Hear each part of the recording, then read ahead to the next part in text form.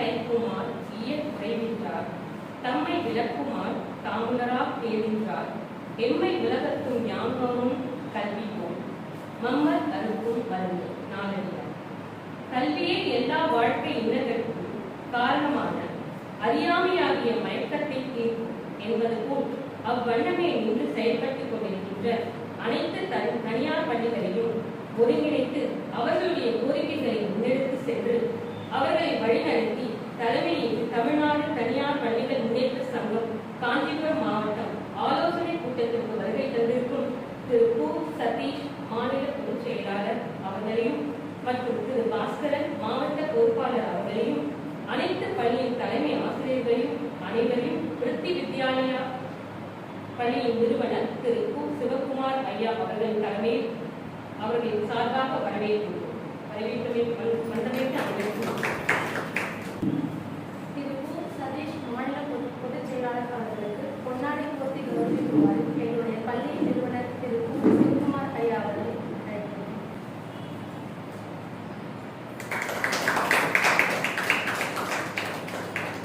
திரு பாஸ்கரன் மாவட்ட பொறுப்பாளர் அவர்களுக்கு பொன்னாடை போர்த்தி கௌரவிக்குமாறு நிறுவனர் ஐயா அவர்களை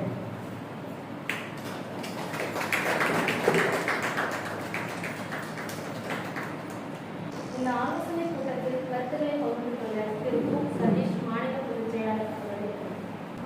காஞ்சிபுரம் மாவட்ட ஆலோசனை கூட்டத்திற்கு தலைமையேற்று சிறப்பித்துக் கொண்டிருக்கின்ற இப்பள்ளியுடைய தாராள தலைமை சகோதரர் சிவகுமார் அவர்களே, இந்த நிகழ்வினை கடும் முயற்சி செய்து ஏற்பாடு செய்து கொண்டிருந்த அருமை சகோதரர் பாஸ்கரன் அவர்களே, என்னோடு வருகை இருந்திருக்கக்கூடிய அருமை சகோதரர் கபில் அவர்களே, இந்த நிகழ்விற்கு வருகை இருந்திருக்கக்கூடிய பள்ளியினுடைய ஆசிரியர்களை உங்கள் அனைவருக்கும் எனக்கு காலை வணக்கத்தை நான் தெரிவித்துள்ளேன். அது பார்த்தீங்கன்னா 200 ஸ்கூலுக்கு நாங்கள் ஒரு இன்டிமேஷன் கொடுத்துருக்கோம். ஆக்சுவலாக இங்கே காஞ்சிபுரம் டிஸ்ட்ரிக்ட் இருக்கக்கூடிய நர்சரி, மெட்ரிக், சிபிஎஸ்சி 200 பள்ளிகளுக்கு தகவல் கொடுக்கப்பட்டிருக்கு.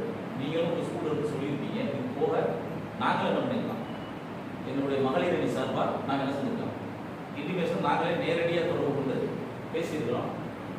விருப்பப்படுறவங்க தான் வர முடியும், யாரையும் நம்ம கட்டாயப்படுத்துறது இல்லை, பரவாயில்ல. ஆனாலும் கூட உங்களுக்கு ஒரு நல்ல வாய்ப்பு ஒன்று காத்துருக்கு. ஏன் அப்படின்னு பார்த்தீங்கன்னா, அதாவது பிரைவேட் ஸ்கூல் ஒர்க் பண்ணக்கூடிய ஆசிரியர்களுக்கு என்ன இந்த வேலை பார்த்தனால என்ன பிரோஜனம்னு நீங்கள் சார்ஜ் சொல்கிற மனசில் ஓடிக்கிட்டே தான் இருக்கு. என்ன நமக்கு இந்த ஸ்கூல்னால ஆதாயம் அப்படின்னு நினைக்கிறேன்.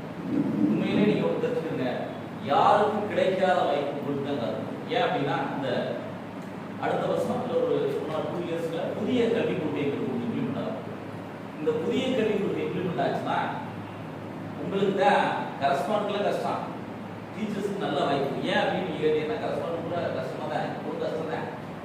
ஆனால் உங்களுக்கு என்ன வாய்ப்பு அப்படின்னு நீங்கள் கேட்டீங்கன்னா, அதாவது நீங்கள் டெட் எழுதி பாஸ் பண்ணிங்களா? பாஸ் பண்ணிருக்கீங்க, சரி, இனிமே பண்ணித்தான் ஆகணும், அது ரொம்ப கட்டாயமாகறாங்க. அதை விட முக்கியம் என்ன அப்படின்னு கேட்டீங்கன்னா, நேற்று கூட எங்களுடைய இயக்குனர், தனியார் பள்ளி இயக்குனர் அவர்கள் சந்திச்சு ஒரு கோரிக்கை வச்சிருக்கோம். அதில் நீங்கள் பார்த்தீங்கன்னா ஒரு 7வது 8வது ஒரு கோரிக்கை வச்சிருக்கோம். என்ன வச்சிருக்கோம் பார்த்தீங்கன்னா, அதாவது தனியார் பள்ளியில் வேலை பார்க்கக்கூடிய ஆசிரியர்களுக்கு நலவாரி அமைக்கின்றன இந்த சங்கத்தோட மிக தலையாய ஒரு போராட்டம். இது பார்த்தீங்கன்னா இதுக்காக மாநாடு நடத்திருக்கோம். ஜனவரியோட ஒரு மாநாடு திட்டங்கள் நடத்துகிறோம். எதுக்காக உங்களுக்கு நாங்கள் இந்த கோரிக்கை வைக்கிறோம் அப்படின்னு நீங்கள் கேட்டீங்கன்னா, நீங்கள் சிட்டியில் இருக்கிறனால உங்களுக்கு தெரிய வாய்ப்பு இல்லை. அதாவது அரசு பல இதுக்கு நலவாரி அமைச்சிருக்காங்க. இப்போ நீங்கள் பார்த்தீங்கன்னா செங்கல் தூக்குற ஒரு நலவாரி இருக்குது, தென்னை மரம் வச்சுருக்க நலவாரி இருக்குது, பனை மரம் வச்சுருக்க நலவாரி இருக்குது. ஏன் இந்த பிச்சு எடுக்கிறாங்க அவங்களுக்கு கூட அந்த அமைப்பு சாரா அப்படின்னு சொல்லிட்டு ஒரு நலவாரி இருக்குது. ஆனால் தமிழ்நாட்டில் இந்த கல்வியை நிர்ணயிக்க எல்லாருக்கும் நலவாரியா இருக்குது, நலவாரி இல்லாதே கிடையாது. ஆனால் இந்த தமிழ்நாட்டினுடைய கல்வியை நிர்ணயிச்சு இந்தியாவுக்கு பெரிய, அதாவது இந்தியாவுக்கு சிறந்த மாநிலம் சொல்லக்கூடிய ஆசிரியர்களுக்கு என்ன நலவாரி இல்லை. ஏன் நலவாரி இல்லை தெரியுமா? அதுக்கு காஞ்சிபுரம் மாவட்டங்கள் இருக்கு. 200 ஸ்கூலுக்கு நம்ம தகவல் சொல்லியிருக்கோம். எத்தனை பேர் வந்திருக்காங்கிற கேள்வி இருக்கு இல்லையா? அதே தான் நம்மளுடைய தமிழ்நாட்டில் பார்த்தீங்கன்னா பிரைவேட் ஸ்கூல் ஒரு 5 லட்சம் ஆசிரியர்கள் வேலை. எத்தனை லட்சம்? அரசு ஊழியர்களை விட நம்ம தான் கூடுதலான ஆசிரியர்கள் வந்திருக்கோம். ஆனால் நம்ம ஏன் அரசு கண்டுக்கிறாம இருக்கு தெரியுமா? நம்ம எப்படி கண்டுக்கிறோங்க? நம்மளோட தான் ஒற்றுமை இல்லையே. அதாவது நீங்க கவனிச்சீங்கன்னா, கொரோனா பீரியட்ல உங்களுக்கு தெரிஞ்சிருக்கா, பிரைவேட் ஸ்கூல் சேலரி கொடுக்க வழி இருக்கு உங்களுக்கு தெரியும். அப்ப அந்த டீச்சர்ஸ் எல்லாம் பாதிக்கப்பட்டுட்டாங்க. அதுல உங்களுக்கு அருகில் இருக்கக்கூடிய கர்நாடகா மாநிலத்தில் நீங்க கவனிச்சீங்கன்னா பிரைவேட் ஸ்கூல்ல ஒர்க் பண்ணக்கூடிய ஆசிரியர்கள் 2 லட்சம் பேர் ரோட்ல வந்து போராடினாங்க. அரசு என்ன பண்ணாங்க தெரியுமா? அந்த கர்நாடக அரசு 25 கிலோ அரிசி கொடுத்தா, ஒரு 15 வகையான மளிகை பொருள் கொடுத்தா, அந்த கொரோனா பீரியட் முழுவதும் வந்து மாசம் அனுப்பிச்சிருந்தாங்க கொடுத்தாங்க. ஆனா ஒண்ணுமே வாங்காம இருக்க ஒரு மாநிலம் அப்படின்னா நம்ம தமிழ்நாடு. அதுக்கு காரணம் நம்மளோட இருக்கக்கூடிய ஒற்றுமை என்பதான் வந்து காரணம். அதனாலதான் நாங்க சொன்னோம், அதாவது நலவாரி அமைக்கிறதுல 2 வகையான அம்சம் நாங்க சொல்றது. நீங்க வந்து பாத்தீங்கன்னா இன்னொன்னு, நம்ம டீச்சர்ஸ் சாதாரண ஆட்கள் இல்லை, அவங்களே ஒரு திறமை இருக்கு. 500 ரூபாய் பக்கத்து ஸ்கூல்ல சேலரி கூடுதலா தரணும்னு சொன்னாங்கன்னா அந்த கரஸ்பாண்ட் அங்கனே அடமானம் வச்சு நம்ம ஸ்டாப் பண்ணி சொல்லலாம். பக்கத்து ஸ்கூலுக்கு போகக்கூடிய ஆற்றல் நம்ம ஆசையில் இருக்கு, அதை நம்ம மறுக்கிறது இல்லை. ஆனால் ஒன்று நீங்க நல்லா தெரிஞ்சுக்கங்க, இந்த நலவாரி அமைக்கப்பட்டுட்டா அப்படியெல்லாம் போக முடியாது. என்ன அப்படின்னா, நீங்க ஏதாவது நலவாரி இருக்கிறீங்களா? இல்ல, சரி ரைட். நீங்க நலவாரி இருக்கீங்கன்னா உங்களுக்கு தெரியும், நீங்க 3 இயர்ஸ்க்கு ஒரு தடவை நலவாரியத்தை புதுப்பிக்க, நீங்க வந்து உறுப்பினராக புதுப்பிக்க. அப்படி புதுப்பிக்கும் போது என்ன நடக்கும்னா, நீங்க எந்த இன்ஸ்டிடியூஷன்ல ஒர்க் பண்றீங்களோ, அதனால அந்த எமிஸ்ல வந்து எதை சொல்லியிருக்காங்க, இப்போ நீங்க எங்க ஸ்கூல்ல ஒர்க் பண்றீங்கன்னு வச்சுக்கோங்க.